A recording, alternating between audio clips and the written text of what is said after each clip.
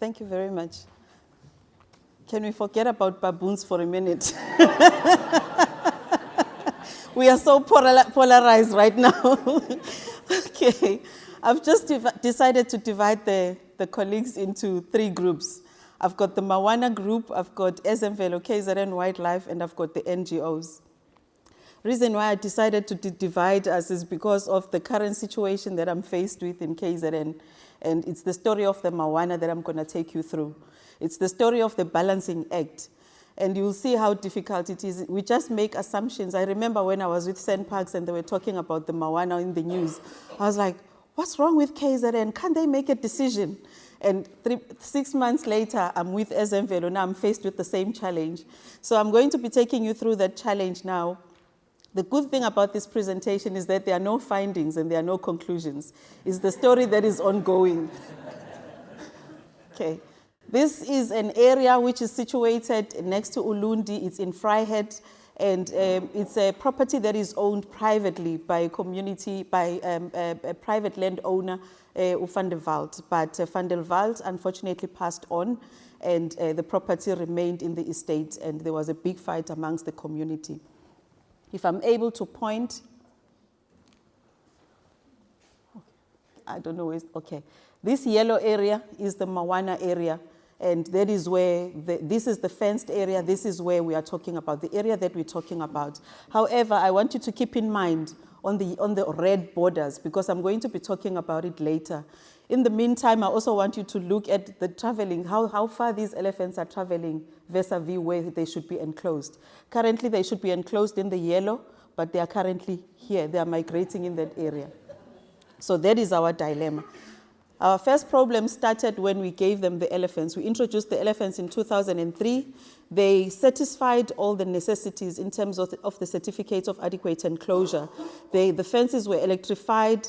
They had the right amount of elephants because they have about, I think, 10,000 hectares, so they could take 10 up to 20 animals.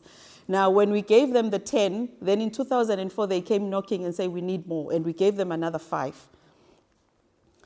Then the promulgation of the elephant norms and standards came into being in 2008, and it came up with its own stipulations in terms of what needs to happen in terms of elephant management. And then Mawana was then subjected into the EMP, and then they started the process in 2013, and it was only passed in 2015. Now, this is where the problem started again. Mr. Van der Walt passes on. Then immediately after that, we started having the encounters, the animals breaking out of the reserve. And by that time, we were seeing them more often, and there were a lot of our staff were taking time going outside the park, going to see and assist where they could assist. Remember also with SMVelo, we are regulators outside our protected areas. So we also work outside the protected areas. We've got what we call district conservation managers and DCOs, district conservation officers. Now and then, they were going to the same property after each and every call out. After that, we decided we're going to give them a pre-compliance notice. That was in 2018. Then after that, they did not do what we had advised them to do in terms of the pre-compliance notice, and then after that, they were issued with a compliance notice. They then objected to that notice, and then it went into the MEC, because thereafter it goes to the MEC. Unfortunately, COVID came, delays in the processes. Then again, same in 2020 in June, then the decision was made, and some of the decisions were upheld in terms of, one of the decisions was that they are not going to be issued with any permits until they've fixed their fences. Whether it's culling or it's hunting, they were not going to be issued with any of those. Then in 2020, I think it was around August, September, the family member got killed. The husband of the daughter got killed. They were trampled by the same elephants. The DCO in the area said, you know what? We must get rid of this herd. By then, there were about 18 to 20 animals. We must get rid of this herd. Nobody wanted to listen to the DCO. They continued business as usual. Elephants were now starting to roam again in that same vicinity where there's communities. All these areas, Nhlazatshe, Tangami, and Itaga, those are community owned. They are coming out of the reserve and they are escaping into the communal land. In 2022 June, another human-wildlife encounter was experienced again. They were just working there all the time. Then again in September, then there was a new concept, the red line that I was talking about earlier. there was a new concept that came into being. The NGO started to say, you know what, there's an opportunity here. Why don't we fence the whole area, which incorporates all the other private landowners? Some of it is communal land, which they didn't get authorization to do that. But they then decided they're going to fence the entire area and have a bigger park, which is going to have Mawana inside that park. This concept started to grow. Remember, it's still a concept, nothing official, nothing has been signed, nothing submitted to Ezenville. Then in December, again, we get another one that says, you know what, we're going to have to issue them with a compliance notice, because after each and every visit, then we're finding things that were wrong. Fence was deteriorating, electrification is no longer there. Then in 2023, in May, they requested Ezenville for a permit to cull because they didn't have money. The fence quotation that they have was about 10 million, which they didn't have. And the litigation from the communities, because they were starting to trample on people's properties, crops, and they were attacking communities. Then they said, let's cull some animals so that we can get money. And we issued them with a permit. Then it was also in the media that they were culling over 3,000 animals, and they were stopped when there were about 100 animals when they were starting with the culling. Again, the concept of Loziba is growing. Community encounters with the animal also grows at the same time. 2024, this is when it started to be really bad, when it started to go into the Itaga village. And when it went there again, the same thing happened over until at some point, then it started to be really serious, because all these compliance notices, don't ask me why we were not following up on them, because we were supposed to follow up, and there is a process in terms of what needs to happen afterwards. Then the DCO went and said, you know what, I'm giving it my last shot, new in the area, went and spoke to them. There was no change. Then we issued them with a letter, and then it was in March that everybody's eyes started to get opened when a 21-year-old was trampled by the elephants, and when he was heading his cattle, and it left him disabled. As we speak today, he's disabled. He was in hospital for about, I think from March up until I was with Ezenville in May. So the boy is currently disabled, and I've been to his home to visit him. None of the NGOs have said anything. Some of them even collected money overseas to assist the boy, but never reached out to the boy. So it's quite a sad situation. They only bought him KFC, 2 pieces of KFC. And then another compliance notice was issued in April. Then we have a situation now to say, what do we do with these elephants? So after that, we consulted Smith's attorneys, and they said to us, you know what, currently, because the Mawana family is now saying those elephants are no longer ours, because now they are running away from the responsibility. They're saying those animals are not ours. Now we're stuck with the situation where the elephants are roaming in the community, and the Mawana family is saying they are not theirs. Then Smith says, according to his investigation, those animals are now declared as res nullis, because those animals do not have an owner. Whoever decides that they're going to capture those animals will be the new owner of those elephants. So we're sitting with res nullis elephants currently. Then we had to advise the minister, the MEC, everybody about the reputational risk for any of the decisions that we are to take as Ezenville. Being new, our 6 days in the organization, we sat down, we said, let's come up with scenarios. And we had the first scenarios to say, okay, let's try citizen science. Let's call the local communities, engage them. Let's have a meeting. Let's see how we can work together, come up with solution, educate them, let them go to the communities, be boundary monitors. We teach them if the elephant is coming, what do you do? How do you phone us? We give them radios. That's the first option.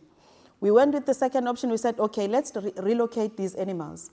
We tried to find people that are interested in the animals. I promise you, elephants are a problem everywhere. Nobody wants elephants.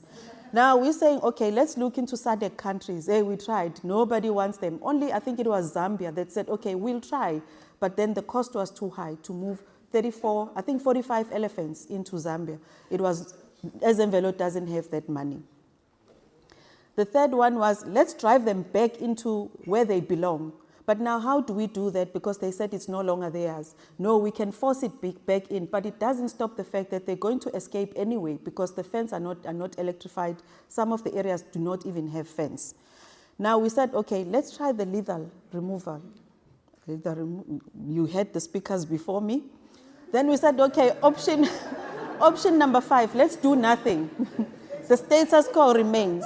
But the status quo does not prevent lives being lost. So we were faced with that challenge. So which option? We went and presented this to the minister, to the MEC. We said, these are the options. Then they said, okay, tell us what is the reputational risk in all of these areas. We told them. Then we said, we're going to go with the lethal one. And I thought my problems were solved. And I said, and then as we start, I put the teams in place. The chopper was there, the vet was there, everybody, ammunition, everyone. Then DFFE says to me, hang on.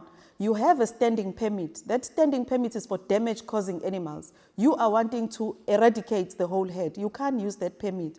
I'm like, which other permit exists? They say, you have to apply for roaming, elephants that are roaming. I'm like, I've never heard of that permit. Now we start the process again. The team is ready. Then when we're waiting for the roaming permit, in the meantime, the elephants are going to private properties. They're going into communities. Mr. Sitole calls, hey, Vuyi, the elephants are here. What do I do? My laborers have not been to work for 2 days because there are elephants in the property. We said, shh, don't tell anyone. Helicopter, put the teams in, went and shot the 9 elephants. They wake up in the morning on a Sunday, elephants are dead. The whole uproar. I've been on Instagram. Who doesn't know me now will never know me. I'm on Instagram, I'm on newspapers, I'm everywhere. I'm a bad person because I've killed the 9 elephants, which were roaming in somebody's property. And I'm trying to save a life, and the NGOs are on my case. The minister already knows me. The letters that have been written to the ministers are saying, to the minister and Vuyiswa Radebe. And she's phoned me and said, what is happening? Please brief me. MEC, it's the same story. Because they are elite, they are even writing us letters. These letters are coming from their attorneys, and we are having to respond to these letters. Last week, I received a letter coming from SPCA as well. SPCA wants an answer. I'm like, where do you come in? So, but this is the current situation that we are faced with. This is not the first of its time. Ezemvelo is currently having these problems right across the province, more so in the Zululand area where Amos is. We're seeing a lot of those. At some point, they even bent their gate. This is Hluhluwe Gate, which was bent by the community because of the human-wildlife issues. It's always in the news. And we have a compensation fund where if it goes into people's land and they take it's in the stock, we have to compensate them. 10 years, when I went and counted, I said, give me the records 10 years ago, from 2014 to 2024. Ezemvelo has parted with 12 million paying for compensation on human-wildlife matters. And the story continues. What is important right now, 2 slides. What is important right now is that we have a problem. It's a challenge, it's a countrywide problem. Also in the SADC, it's the same thing. In other areas, they've started culling for meat because the country is hungry. So maybe it's a strategy that we need to do as Ezemvelo, but something needs to be done. Ian Rushworth, one of our scientists, is looking at an article called, when is it good to cull elephants? Because as a country, we need to make a decision about elephants because nobody wants elephants. They are breaking out. Everyone is overstocked in terms of the numbers that they should be keeping. Yet when we cull them, we get an uproar. As we wait for the permit for roaming elephants, this is me waiting at any given point that I may get a call that the elephant is in somebody else's property. So the next thing is now maybe there is still a solution out there. Maybe from the options that I provided today, this is not it. Maybe there is something that I'm not thinking of. But the current situation is that we're going to cull the entire herd. Go and tell those NGOs I'm culling those elephants.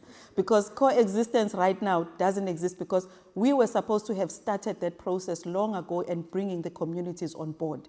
We are only bringing them now on board because there is a crisis. Unfortunately, they are not willing to listen because their lives matter. None of the NGOs that I've engaged have said to me, you know what, let's work with the communities. All of them are saying, save the elephants. The Loziba concept, we could support that. It's bearing good news. But at the end of the day, I want a solution tomorrow. I'm not looking for a solution in 5 years' time because the problem is now. As we're still working on this solution, the balancing story continues. It hasn't stopped. I'm still trying to balance. Whoever has an idea, please let me know because I can't satisfy the NGOs there. I can't satisfy the communities. Ezemvelo is still in a dilemma. Thank you.